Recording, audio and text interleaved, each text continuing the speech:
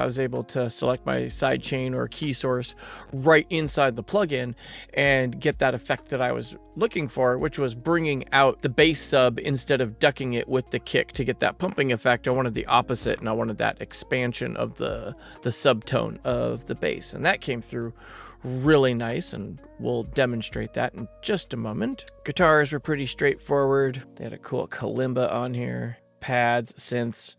The vocals were really fun to play with on this track. This was the first time I had had a chance to use Silk and was just absolutely pleased at how fast it was to work with. And from one of the presets to just a couple of moves, and I was ready to move on to the next part of my mixing. Then of course I've got my effects chain, and here I had some fun as well, just bringing fun stuff in and out. Then with the vocal effects, I was using compressor into an H delay, trying to create a dynamic